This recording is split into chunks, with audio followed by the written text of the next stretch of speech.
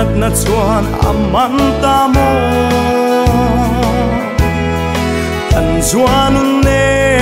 muang ten cholang che o ilan kianga sing nun pia ral muan na mun na chuan ilwa lo run chu azang lua e swapa raun katalin run chung zau i ron moi le la i thai le say te min dong quy ron cam va vây na qua la say tur hi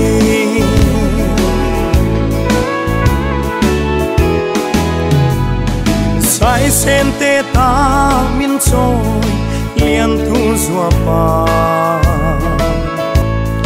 nun kong ge ka chuan min shwai trina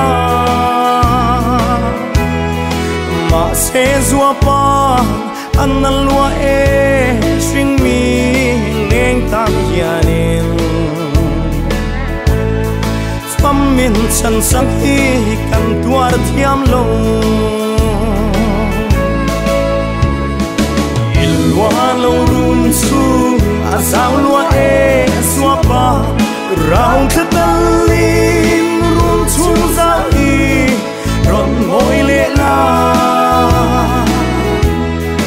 i thai le say te min dong quy ron kan va vây na qua la say tur hi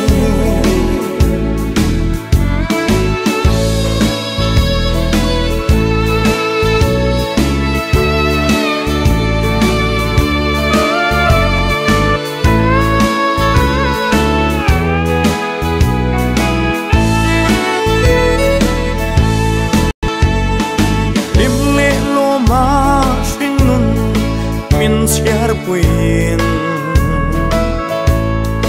har sat na kara po min kamwana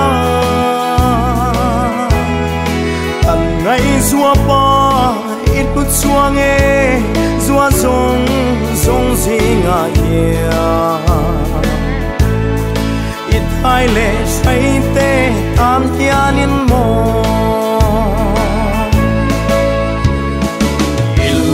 lo run chu